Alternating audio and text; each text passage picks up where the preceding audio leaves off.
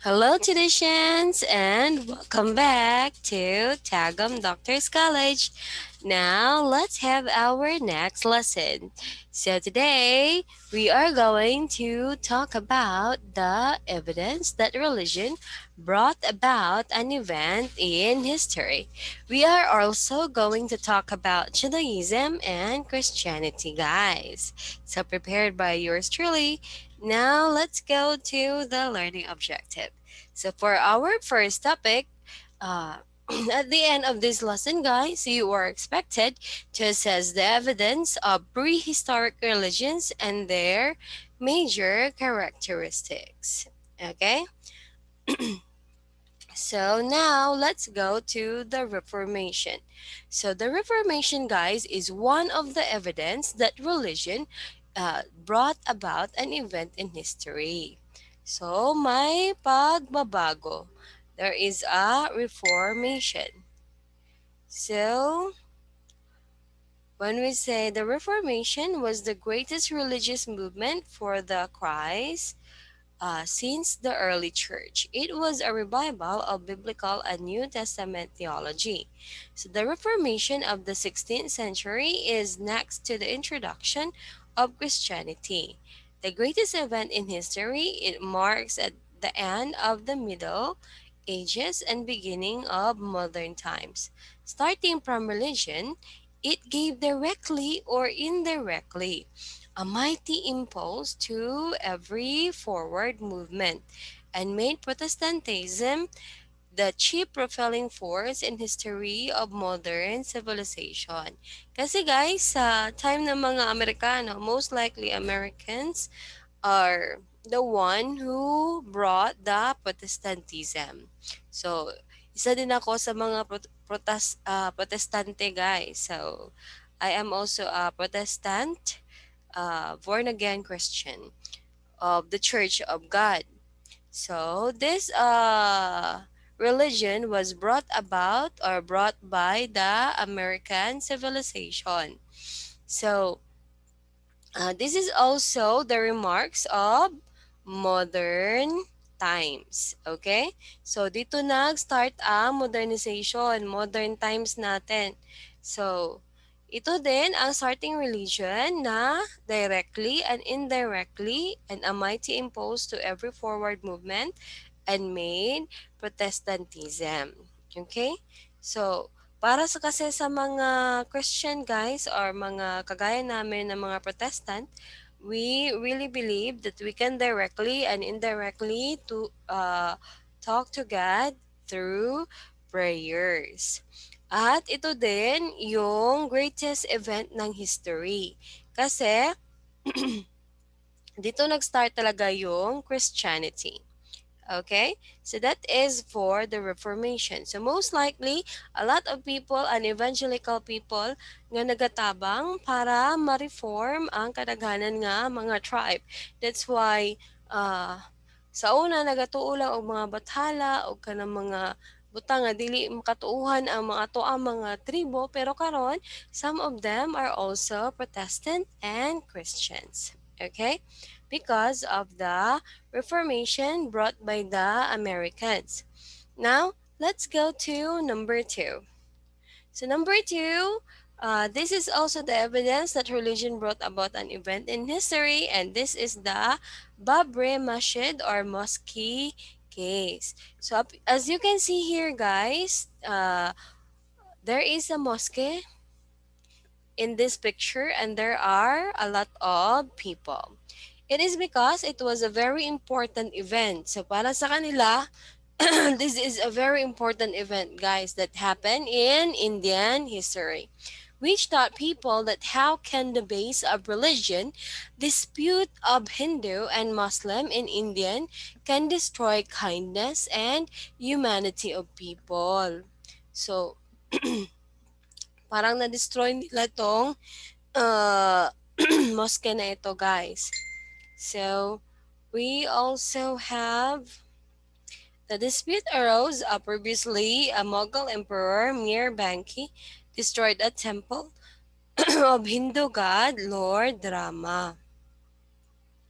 So si Emperor guys na si Merbangki iyang pa-destroy ni siya nga Mosque. So kani siya nga mosque ang ilahang Ginoo ani si Lord Rama and built a mosque named after Emperor Babar. So gilisan niya og another mosque o kani siya nagasamba sa ilahang Dios nga si Emperor Babar or what we call Babri Masjid na mosque. So in the place called Ayodhya, which is Lord Rama's birthplace. So mo na siya ang birthplace ni Lord Rama. That's why dito tukod ang Babre Masjid. So giguba nila ang daan o gitukuran og bag-o. So this is now the Babre Masjid. So which is a political party in India as to win an election. So this issue pala guys was taken up strongly by Bharatiya Janaya Party.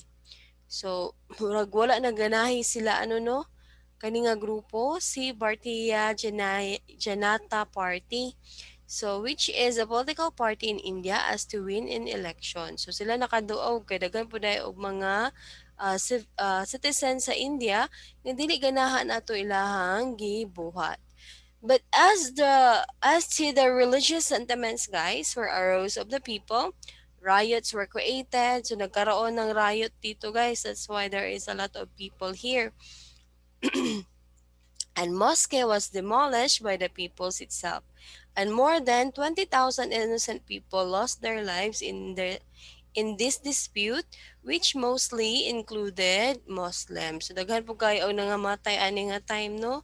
So mostly daw atong 20,000 nga innocent people nga nangamatay is mga Muslim.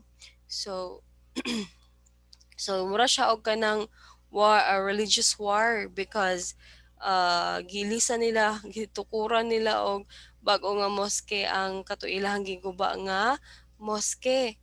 And then which is daghan og mga religious group or religious nga tao pati ang mga Muslim dili ganahan ato, that's why nagkaroon ng riot. And then sa katong bag-o nga gitukod na mosque guba na pod sa mga tao niyan which resulted from 20,000 nga innocent lives sa tao. Daghan po kayo nangamatay because sa ato. So that is for the Babri Masjid or Mosque case, which is one of the evidence that religion brought about an event in history. Now, let's go to number 3. Oh, what happened to this temple? So this is the Golden Temple Assault. So, for the Golden Temple, situated at Amritsar, is a temple of Saint Community. The military assault that took place on the temple complex led to loss of many innocent lives and also arose violent dispute between Indian government and Saint Community worldwide. Thousands of Saints guys came on roads to fight back the military soldiers.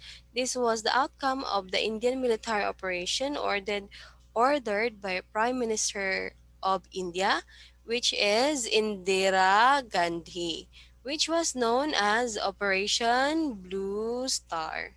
So, kanina po si Prime Minister of India, dili siya ganahan ani nga temple. So, that's why iyahang gisugo ang mga soldier niya, military soldier, to destroy this temple.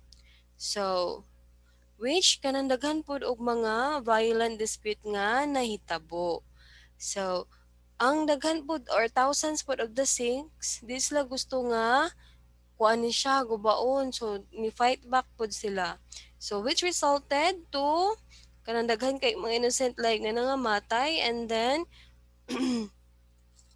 og mga victim of violent dispute. So kani siya nga pag nila pag gubaan ni is this is the Operation Blue Star. Okay, this is called Operation Blue Star. Now let's go to number 4. So let's try to talk about religion and the founding of the American Republic. So, 'di ba, meron talaga malaking kontribusyon sa religion sa ating founding republic. So the exhibition demonstrates that many of the colonies that in 1776 became the United States of America were settled by men and women of deep religious convictions who in the 17th century crossed the Atlantic Ocean to practice their faith. So daghan og mga what we called evangelist ang nag-adto sa different places or Atlantic Ocean to distribute and practice their faith freely.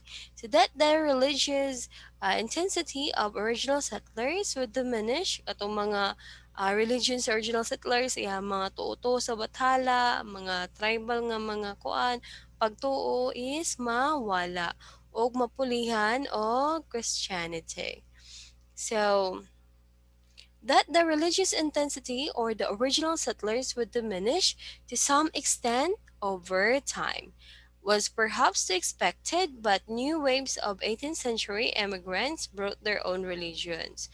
So daghan kaayo mga immigrants, labi na ang mga Amerikano, they have brought their own religions, which is the Protestantism. So pati ang ato ang bansa, that's why we are we are divided into Protestantism, Catholicism, and a lot of uh, religious sector. So, and then guys, new waves of 18th century immigrants brought their own religions fervor across the Atlantic, and the nation's first major religious revival in the middle of 18th century injected new vigor into American religion. So as you can see here, nagkaroon nga ng libro na what we called Religion and the Founding of the American Republic. Kasi nakatulong talaga ang religion para magkaroon ng pundasyon ang American Republic. At nakatulong din ang religion para makasakop ang iba't ibang makasakop ang mga Amerikano. Okay? So that is for the evidence that religion brought about an event in history. So sa religion talaga, nagkaroon siya or it has brought an event. So nagkaroon siya ng kaugnayan dito sa ating history. Okay? So nagkaroon siya ng changes, it is because of the religion. Nagkaroon ng mga pangyayaring ito, it is because of religion. So, we have here again, the first one is the Reformation, which is the Reformation was the greatest religious movement for Christ since the early church. It was a revival of biblical and New Testament theology. So number two is the Babri Masjid or Mosque case. Katong ang karaan nga mosque ilang giguba, gitukuran og bag-o, nya guba na pud sa mga tao ang bag-o nga mosque nga nagikamatay sa mga daghan nga tao, 20,000 innocent people lives. And then number three, we have the Golden Temple Assault na si Prime Minister of India nga si Indira Gandhi iyang gipaguba ang Golden Temple. So gitawag ni niya nga operation as Operation Blue Star. And then, ang last one is ito, sa religion and founding of the American Republic. So, ang nagdala sa Protestantism is the American, okay, or the United States of America. So, they have sailed to different countries across oceans para lang change ang original settlers dito into their religion, or which is what we call Protestantism. Okay, so that is for the first topic. Now let's go to unit number 4. So unit 4, we are going to discuss about Judaism. So Judaism, guys, is more about strictly monotheistic religion. Okay, isa lang ang imuhang ginasamba. Practiced by the Jewish people, an ethnic and religious nation descended from the historic people of Israel and Judah. Judaism is it would be recognized today originated in the Middle East in at least the 500s BCE, although certain religious tradition or beliefs can be traced back much farther. So, si Judaism, guys, adherents have long faced persecution from dominant religion groups. So, daghan po din naagian nga mga persecutions ang Judaism na religion. Kasi meron manggong mga dominant religious group just like Catholicism, Protestantism, just like that.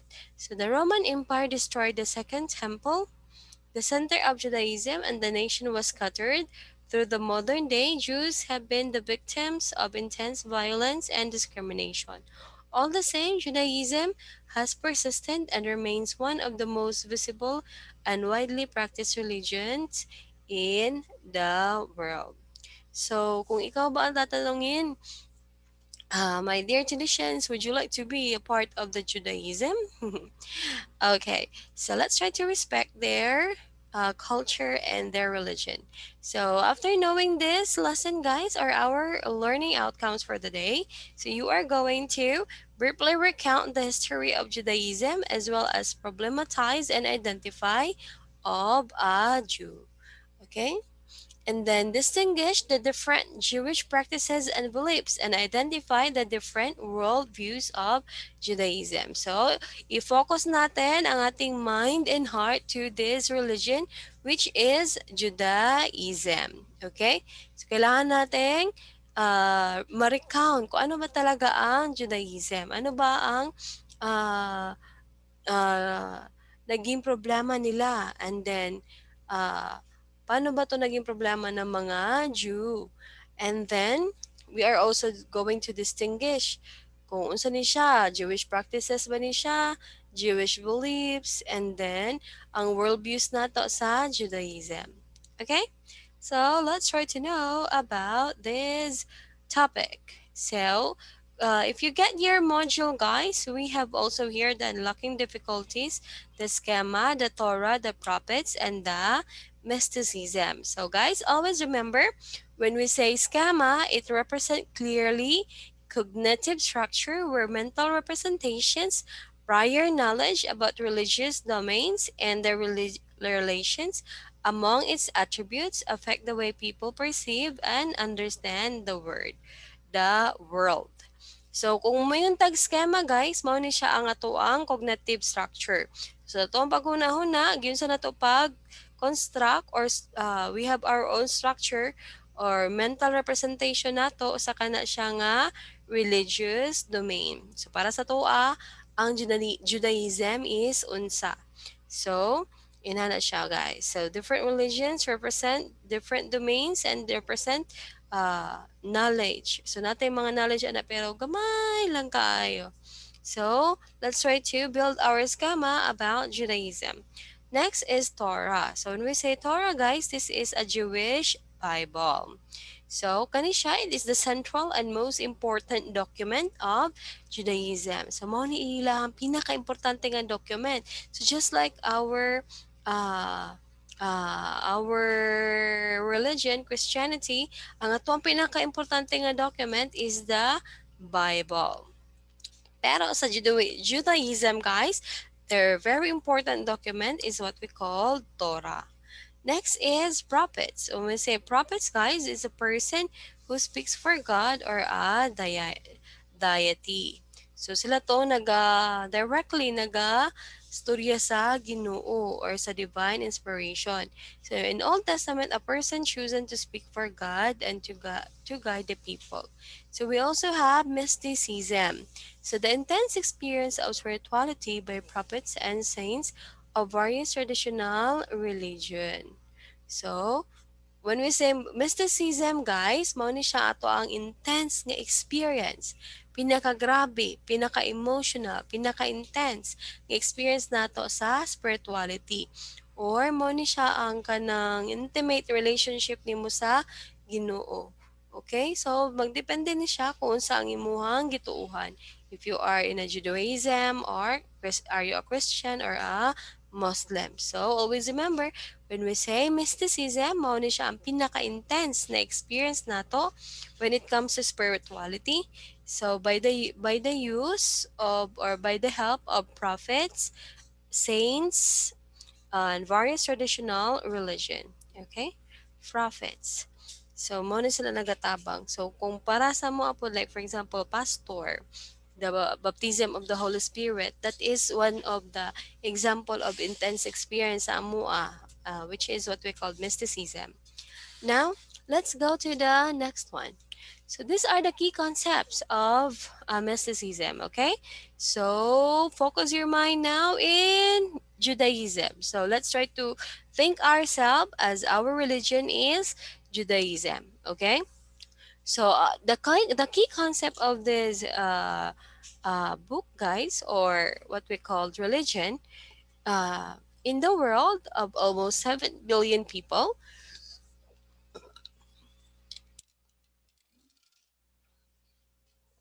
there are 14 million Jews. Yet, this small minority has a greater influence on world history than any other comparable group of people. So, when we say Jewish mind, guys, the schema, di ba? Ito na storya ganina nga kung mayroon tag schema, mao na siya nga to ang prior knowledge, ana nga religious domain. So, first here is the Jewish mind. So, paano ba ang masasabi natin nagkakaroon or ano ba ang Jewish mind? So, let's try to know. So, for Jew guys, the day begins in the evening. So, nag-start ang adlaw sa gabi at sunset and ends the following day at sunset. Okay, so nag-start daw ang isa ka adlaw when it comes to sunset. So, sa gabi. And then, mag-end po siya through sunset. Muro siya kinabuhi sa tao, no? So, kanang nag-end siya og sunset and then end na po siya og sunset at the following day. So, that is for the Jewish mind. In the evening and morning, the schema or Hebrew for here is recited. So, kato ilang mga ginatuuhan nga mga documents, book, so what which is schema nila, ilahanang gina-recite. Okay, every now and then. Just like sa tua, gina-recite na to ang mga Bible verses. John 3:16, for God so loved the world that He gave His only begotten Son, that whosoever believes in Him shall not perish but have everlasting life. Just like that. Para sa ilaha pod, naga-memorize po na sila og ilahang mga schema. So, which is makita sa Torah. Okay? These are the written law or the 5 books of Moses. So, ang naalang sa Torah is the Genesis, Exodus, Leviticus, Numbers, and Deuteronomy. So the initial declaration, "Hear, O Israel, the Lord our God, the Lord is one," is a ringing endorsement of the central Jewish claim. So ang nag-claim ani guys is the Jewish. Okay? There is one God. Para sa ilaha na lang one God. So ilaha ginatuan is si God the Father. And this creature of God, the passages go on to inform us, requires complete devotion from His people. O ang ilang Ginoo, dapat na kay complete devotion to His people. So, ginatabangan ni mga kauban nga mga membro sa Judaism. And then, you are also doing that because of your love to God the Father. So for the Jewish mind guide, their scheme or the schema is the first player or prayer learned by Jewish children. Okay, the scheme is the first learned by Jewish children. When say scheme, it's spelled as Sheme. So mo ni siya ang ginapatuon sa mga bata. This is their first prayer nga na tunan. Di ba para sa to sa mga Catholic, we have our first prayer which is our Father. Okay, just like that. So para sa ilaha po, that is called the schema or the scheme. And then it expresses the total commitment to God. So nag-express po na siya total commitment to God. Requirement yun siya kung mahimo kang isa ka part sa Jew. Outward expression of this commitment to God are also required in the schema. Dapat napag kay outward commitment ginasura gini mo, oh Lord, I am committed in you. So kanang I will not commit this thing because I am committed in you. So mo ni siya ang para sa Judaism. So the schema guys captures the heart of Judaism. So mo ni siya ang naga-capture sa heart sa Judaism. Katong matun-an nato sa or knowledge nato about Torah. So to be a Torah observant Jew, uh, one lives life observing the commandments of the Creator. Judaism is not so much a set of beliefs as a way of life. And to help one in this process, numerous reminders like the mezuzah ensure that one never forget one's ultimate obligation. So, dapat sa ilaha, kung parte ka sa ilahang religion, so you shouldn't, okay, you shouldn't forget one's ultimate obligation. So that is to please God the Father. Muna ilahang ginatuuhan, isa sa ilang mga ginatuuhan. And then, they need also to have a heart of Judaism. And then, kinanglan po nila mahimong observant sa Ten Commandments because ilaha lang mang book is the Genesis, Exodus, Leviticus, Numbers, and Deuteronomy. So, which is encompasses o naapil ang what we call the Ten Commandments. Okay, so that is for Jewish mind. So let's have the worldview. So, giun sa unsa ato ang pananaw ani sa Judaism. So worldviews para sa ilaha, ang Judaism have 13 principles of the faith. So they believe in Torah, they also believe in the land or the land of promise. They also believe in common assumptions, they have the prophets, they have the Hebraism to Judaism. We also have the rise of Christianity sa ilahang pundok. And then the Pharisaic achievement, the great influence of the Bible. So, mo po na siya ang ilang ginatuuhan for Judaism. And then the Mishnah, the development of the law, the codes, the Karaites, the further confrontations, the rise of Jewish philosophy, Jewish mysticism, the Hasidim, Jewish belief. So, para sa ilahapod, all people are equal. Okay? Nice ni. Dapat all people are equal. And then this is the worldview of Judaism. And then the life of the Jew, we also have their childhood, the marriage, they have their own mourning, they have their own festivals and holiday, they have the Sabbath, the days of awe, the pilgrimage festivals. So they have their own kanang sa tawag ni the way of believing in Judaism. So, na sila ilahang kaugalingon. So, mao ni ang pagtanaw sa kalibutan sa ilaha. Okay? So, these are world views. Now, let's go to the institution and rituals. Okay? So, ano pala ang mga institution and rituals ng religious group, which is the Judaism? So these are the institution and rituals of Judaism. So first is circumcision. So pagtuli. The birth of a child is always very special. So in Judaism, the birth of a baby boy is marked by a ceremony of circumcision. So mamark siya through circumcision ang ilang mga lalaki or baby boy. On the 8th day, the mohel, so ang mohel is a qualified specialist. So, he performs the simple operation. Mao ni siya ang nag-perform sa simple operation. Mao na siya ang pagtuli. And then, the reason is simple. God has required it, and out of love for God, Jews are happy to obey. It provides a constant reminder of the covenant between God and the Jewish people. So, we also have the Sabbath day.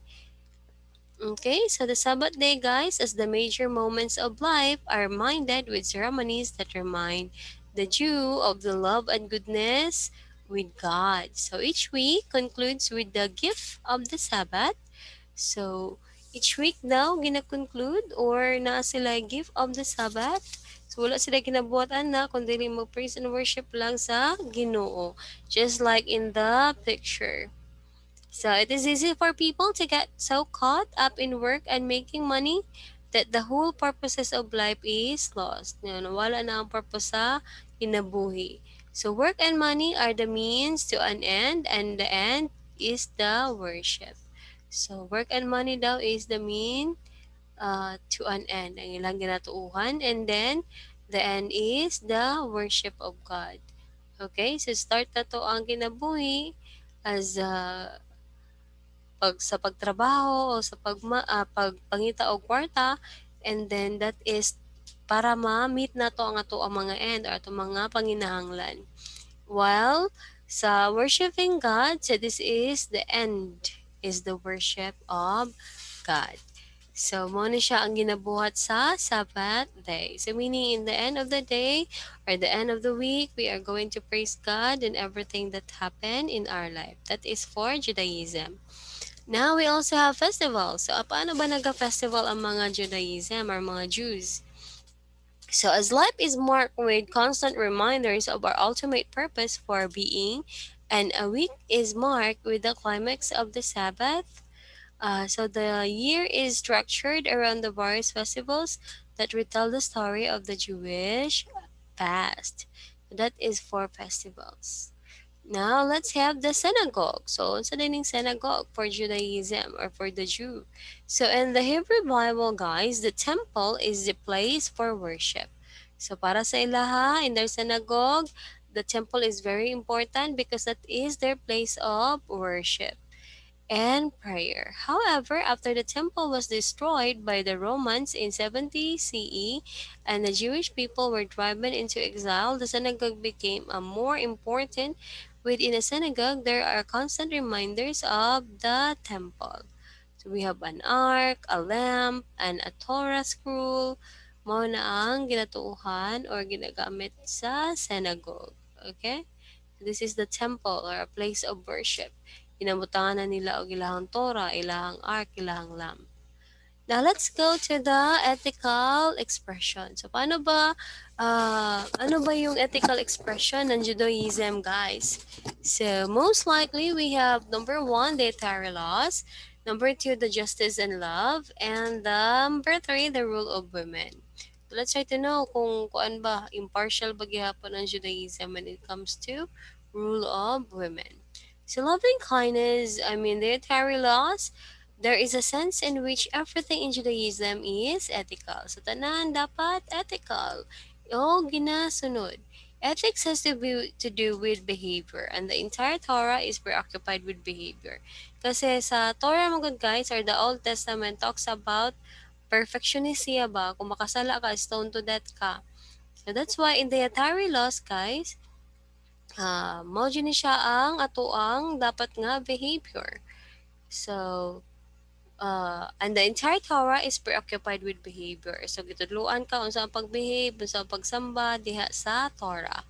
And then, all the rituals in Judaism is intended to cultivate better behavior. So, tanan nga mga ilahang ritual nila, mag-cultivate na para magkaroon sila maayo nga pamatasan. And we now come to the dietary laws. These illustrations, the way the religious, the ritual, and the ethical coincide. Mao ni siya ang dietary laws. So, dapat na sa Judaism, na set of behavior nga dapat matunan sa isa ka Jew. Okay? So, every ritual din nila is para magkaroon og maayo nga pamatasan. Now, let's have the love or justice and love, JL. Yeah, so mag-ano gini sila no, magkuyog gini sila. So para sa Judaism, guys, there is always justice and there is always love. So loving kindness is essential to Judaism. So this can be seen from the two excepts from Torah. So followed by the Rabbi Hillel in this verb story from the Talmud, who insisted that the so-called golden rule is a complete summary of the Torah for a potential convert or proselyte, but love in Judaism cannot be separated from justice. So, basin pag nahigugma ka sa uh, what we call this one religion na Judaism, but you are not having a good behavior o kanang dili ni mo gina practice ang good justice and love, then you are separated from the justice, or you are separated from the religion, which is Judaism. Okay? So para sila, the God of Israel is a God who heard the sufferings. It has, if He slave people in Egypt and liberated them, the God of Israel taught through his prophets the worship of God without social justice is worthless. So ginatudluan pud ang mga Jew nga ang Ginoo daw is the great prophet. So siya pud ang kanang nagtabang nga wala ang mga Jews from the slavery. So, para po sila si God of Israel po ang kanang the main purpose nga nung dapat na ay social justice. Kasi kapag walang social justice, guys, in Judaism, that is worthless. Okay? So, kuan lang, kanang walay pulos ang tanan kung walay social justice. That is for Judaism. Now, let's try to know what is the role of women in Judaism. So, the role of women in Judaism, guys, is to give birth to a children is considered a great honor. So, para sa ila, if you are a Jew or a woman, the role of women, isa banggiitan, isa na siya ka great honor kung ang babae is magka-anak. So naturally, surrounding birth and the menstrual cycle, which is linked with birth process, there are certain rituals. The Torah did not explain why, perhaps even here, the goodness of God needs to be recognized. So, para sila, naka-experience sila og kaayuhan sa Ginoo when the woman is pregnant. Okay? So that is, for them, that is a great honor. Now, let's go to the modern expression. So, paano ba ini-express ang Judaism? So, first is Reform or Orthodox or Conservative, guys. Kulangan lang na siya analysabos. Conservative and then Holocaust. So, unsa man ning Reform, Orthodox or Conservative? So, para sila, all religious traditions have been affected by the dramatic changes of the past. So, nagkaroon ng dramatic changes because of the past. So, unsa nangitabo sa in the past, nagkaroon taog dramatic changes. So, we have the rise of science, historical sensitivity, and the rise of secularism. So, when we say secularism, guys, mo na siya ang nag-describe sa declining power of religious institution in Western culture. Okay? Secularism, nag-decline ang power of religious institutions in Western culture. So, one response of these changes is Reform Judaism. So, dapat tayo reform ang Judaism, which emphasizes the ethical ideas and behavior of Judaism. So, dapat na dito ang ethical ideas and then the behavior of Judaism. While when we say orthodoxy, or orthodoxy is opposed the reform movement. So dili sila gusto nga baguhon ang Judaism. There should be no changes or reform for the Judaism para sa ila. So this group believes that all these changes are threatening to the very identity of Judaism. So para sa ila kung ma-change daw ang Judaism, mawala na iyahang originality. And then one cannot make all this change or changes still be part of the Mosaic tradition. So we also have Holocaust. So even though, guys, there are many things over which Jews disagree, so dagan kay silang mga disagreements, there is a broad agreement on the centrality of the Holocaust. So dapat na a broad agreement about ani. So as the greatest religious problem of our age. So ang Holocaust pala, guys, is mo na siya ang centrality nga dapat na ay broad agreement ang matag usa nga Jews. So in 1933, guys, Adolf Hitler came to power in Germany. So nagkaroon on the rise of the very powerful people, Adolf Hitler. So he believed that the Jew was an evil disease. So evil disease man yung mga Jew, oy. Eh gusto raman may mong pobre. Polluting the German people. So to the start with, the policy was one of the harassment, censorship, the burning of synagogues, and the destructions of Jewish people. Now, we also have then the policy developed and the Jews were confined to ghettos. So katong nahitabo pag abot sa Holocaust, ipamatay ang mga Jews kasi according to Adolf Hitler, it is a sin or it is a disease to become a Jew or to be a part of Judaism. So that is for Holocaust. Oh no. Now let's have the antisemitism. So, as you see here in the picture, it looks like this is the antisemitism. So, muna siya ang belief or behavior hostile toward Jews. Just because they are Jewish, it may take the form of religious teaching that proclaim the inferiority of Jews. So meaning, ang mga Jews is not equal to Egyptian and any other people kasi they are more on slave and they are the low quality or low people. Okay? Hostility toward Jews dates to ancient times, perhaps to the beginning of Jewish history from the day of the Bible until the Roman Empire. So Jews were criticized and sometimes punished for their efforts to remain a separate social and religious group, one that refused to adopt the values and the way of life of the non-Jewish societies in which it lived. So the rise of Christianity, guys, greatly increased hatred of Jews. So nagkaroon taog kadaghan o nagkadaghan ang mga Christian nga people. So muna nasuko na or daghan kay mga tao nga dili ganahan or they hated the Jews. So they became seen not merely as outsiders but as a people who rejected Jesus and crucified. So para sa lahat sila ganan sa mga Jews, it is because wala nila gituuhan sa Jesus as the one who saved them. And then, now let's go to the next one. Zionism. Zionism. So then, Zionism is a movement to recreate a Jewish presence in Israel. So the name comes from the word Zion, the high place of God. So, which is a Hebrew term that refers to Jerusalem. Okay?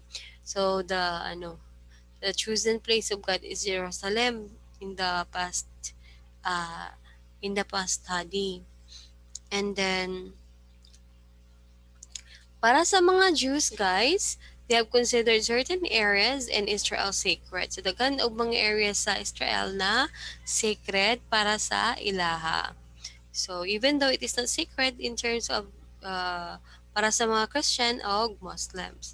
And then, the Torah, the Jewish religious text, depicts stories of ancient prophets who were instructed by their God. So, because Torah is their very known kanang Bible, so nagatuo pagyapon sila nga God is instructed them to return to their homeland. So dito lang dapat sila. So while the fundamental philosophies of the Zionist movement have existed for hundreds of years, so modern Zionism formally took root in the late 19th century. Around that time, Jews throughout the world faced growing anti-Semitism. So nagkaroon na noon og anti-Semitism, guys, because of that. So now let's go to Christianity. So this is Christianity, guys. So most of us, either Catholic or Protestant, our kanang similarities na to is both of us are Christian or we of Christianity. So at the end of the unit, guys, or of this lesson, you are going to recount the history of Christianity. You are going to distinguish Judaism from Christianity. You are also going to explain the core teaching and practices of Christianity and identify the varieties of Christianity. So let's try to know about Christianity. So mga mugbo lang ni guys, no? So that's why giisa ra nato tanan para by next week you will be having your or you will have time to study. So for Christianity, guys, is not just as a word, but it is a way of life. So we should have an embodied in a incorporate or corporate society or fellowship and centered on the worship of the one God. So we are centered to the worship of isa lang ka Ginoo. We believe in three in one. So revealed to the world through Jesus of Nazareth, who lived as a human being for about 30 years in Palestine. So and was crucified by the Romans at Jerusalem between 22 AD and 23 AD. So this is what we called Christianity. Okay? So now, what is the origin? To asa na nagikan ang Christianity? So nagikan ni ka sa tong pagtuo kang Jesus. So both Jesus himself and the small band of disciples who followed him during his earthly ministry in Galilee and Judea were all Jews by race and religion. So they regularly attended the synagogue, they visited the temple in Jerusalem, and then they kept the Jewish feast of the Passover. So, muna siya ang origin sa Christianity. Now, let's go to the resurrection. So, the Christians greatly believe in resurrection. So, the origin of Christian church, guys, is not to be sought in the teaching of Jesus. So, dili lang siya dito lang nakafocus sa teaching ni Jesus. Even in his call of the 12 disciples to follow him. So, muna taog ka ng parte sa iyang 12 disciples na dapat mo follow kang Jesus. That is for Christianity. And then, let's go to the spread of the gospel. So a lot of evangelical group or Christians are really love to spread the gospel. So during the centuries before Christ, the Jews had spread far and wide outside Palestine. So they really do their best to spread the gospel. Kasi para sa ilaha, that is one of the work or the job of Jew, Christian. Okay. Now, we have here the organization or worship of the early church. So, sa ang organization of worship sa mga early church. So, it was remarked that Christianity arose at Judaism. So, nagkaroon tao Christianity because of Judaism. So, dito nag-start, guys, and then gipalambo para mahimo siyang or kana siya ginatawag na karon og Christianity. So, the first follower of Jesus, guys, continued to join in the worship of synagogue, and Paul Barnabas attended synagogues in the cities of diaspora. So, kung sa itong mga gibuhat ni Jesus dati, gibuhat po sa mga apostoles, and then they widen the uh, kuan ka ng group of people nga nagatuo kang Christ. Okay? So, they ilahad yung ipalambo ang Christianity. So now let's try to know about the role of bishop. So saan ang trabaho ni bishop? So the term episkopos, Episkopos,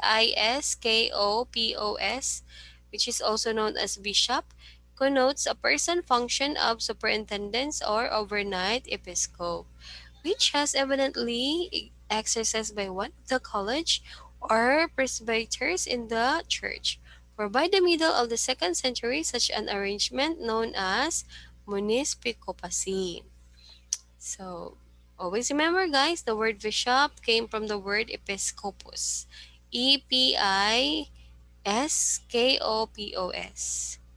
So, bishops are also the type of the Father, and the presbyters as the Council of God. So, sila itong mga high or mga leader sa church. And the College of Apostles, the threefold ministry of bishop, priests, and deacons is clearly envisaged. So, dili dahil lalim ang rule of bishop, no? Aside from he is the one who lead the church, moagi po siya og daghan nga or numerous education. Study siya daghan kayo nga mga libro. And then mo agi po siya og threefold ministry. So Mao siya pagka-bishop, pagka-priest, and then pagka-deacon.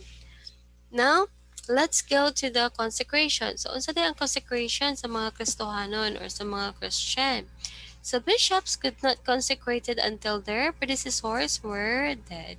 So, dili daw na siya mahimong consecrated or dili mo taas ang kanang ranggo nila, and then dili po siya kanang ma-bless as one of the next leader kung wala pa namatay ang ilahang leader. Okay? Lahang predecessor. Just like kanang itong pinaka-high jud ganin ninyo nga priest, bishop, something like that. And then, kung mamatay siya, di pa siya ilisan. Okay? Dili pareha sa trabaho ba nga basing ano, ah, kanang buhi pa ka or buhi pa imong amo, pwede ka nga ma-promote. But dere sa Christianity, the level of Christianity and the level of leadership kay kuan gid siya, di mamatay na lang leader, di pa jud ilisan. Just like Pope Francis. We also have baptism and circumcision. So the Christians greatly believe in baptism and circumcision. So Jesus commanded his disciples to make disciples of all the nations, baptizing them into the name of the Father, the Son, and the Holy Ghost. So para sa mga Kristohanon or sa mga Christian, baptism is really important kay gisugo ni siya sa Ginoo. And then, ang verse nga nag-support ani is Matthew 28:19. So this verse may well be a later interpolation into the original Gospel of Matthew, but it certainly reflects what the early church did. Okay? So sa kani siya nga verse guys, mo ni siya ang nagtudlo sa tuwa unsa ka importante ang baptism, ug mao po ni siya ang ginasunod sa mga churches. Now let's go to the Sabbath. So, 'di ba ato ag yung ginahatagan na to og bili ang Sabbath day sa as a Christian. So the Christian church guys inherited from Judaism. That's why they have also the seventh day where kanang dili sila mo trabaho og mag praise and worship lang sa Ginoo. So the seventh day week culminating is the observance of Saturday as the Sabbath, which was the Jews a day for rest from all work. So dapat dili gyud sila trabaho. Rest gid siya sa from all work, and ilang trabahoon is to praise and worship God. So that is for the Sabbath. So most likely, daghan po sa to ang Sabbath is only just limited to Saturday. Okay? Now we also have the Eucharist. So the origin of the Christian Eucharist, guys, lies on the Last Supper. Di ba naka-remember mo sa Last Supper? So at which Christ inaugurated the new covenant in His blood on the night before His crucifixion. So yan na natagna nga, i-crucify siya. So that's why here in the Eucharist, guys, whether or not His supper was the Jewish Passover has been hotly debated among scholars. Basin pagka nang daghan kay mga tao nga dili nagatuan ni og kanang kuan, most likely ang katong Passover dapat ang ilang himuon as one of their, what we call this one, kanang naga-symbolizes nga nagatuo jud ka sa Ginoo. So we have the Eucharist. Okay? So mo na siya ang pakig duyo pakigsaad sa Ginoo. So pag taking the sa mga Katolik kana pagkumpisal o pag-take aning kanang ostias. Now let's go to the Christian mind. So unsa na Christian mind? So para sa mga Kristohanon, they have the habits of just like in Romans 12:2. So we really put this in our minds that we need to do not conform any longer of the pattern of this world, but be transformed by the renewing of your mind. Then you will be able to test and approve what God's will is, His good, pleasing, and perfect will. So nagatuo gyud ta ani no, na dapat dili na ta maki-confirm sa mga kuan nga tao kanang si tawag ani dili Kristohanon. Pero dili pud ibig sabihin na guys nga ibuli na nato kanang ang mga non-Christian or non-believer kay dili lang tutag doon. So it doesn't mean like that. So dili lang ta mo conform. So we just respect our end, and they need to respect also our decision na dili mo conform sa ilahang mga pagtuo o binuhatan. Now, that is for the Christian mind. So, what is the world views of the Christianity? So, we have the monotheism and the incarnation, the conversion, and the salvation of the love of God. So, ang Christianity guys, nagatuo nga Jesus was God. So, did not come easily to the monotheistic culture of first century Palestine. So wala siya na gikan sa kanang isa lang gid ang ginatuuhan sa sa mga tao. So most likely nagikan siya sa mga tao nga daghan kayo og mga Diyos. Now, pero because of the life being said in the Bible, the life of Jesus being said in the Bible, nagkaroon ta og incarnation. Okay? So meaning natay life after death. For number two is conversion. So among the early converts to Christianity was Saint Paul. So di ba si Paul kay Saulo man na iyang kwan sa una nga iyang ginaano persecute ang mga tao, persecute niya ang mga Christian, pero siya ang in the past na convert siya into Christian. So Paul had an exceptional mind combined with exceptional energy. So na siya exceptional na ka-bright, na po siya exceptional na energy. Now let's go to conversion. So among the early converts to Christianity was Saint Paul. Paul had the exceptional mind combined with exceptional energy. For number three, we have salvation and the love of God. So as Christians, we really believe that we are saved because of the love of God, because of the Bible text, John 3:16. So the ultimate reason for the life of Jesus was to show the nature of God. So katong life ni Jesus gud iya ipakita kung sa sumbanan sa mga tao. And then the nature of also God. Okay? Kung sa gid ang Ginoo. Yang gipakita dito. That is the what we call salvation and the love of God. Now let's go to the next one. So let's have the institution and rituals. So unsa day ning mga institutions and rituals? So we have our prayer, our own church, our belief on baptism and the Eucharist, our belief in ethical expression, and our belief in the rule of women. So para sa tuwa, ang rule of women have found the Christian tradition very oppressive. So, gina-oppress gyud daw sa una ang mga babae, especially some of the derogatory views found amongst the church fathers. However, in the modern period, many Christians have sought to recover all their liberating attitude to women. So, nagkaroon tag freedom in terms of our rule as women. Now, let's go to the next one.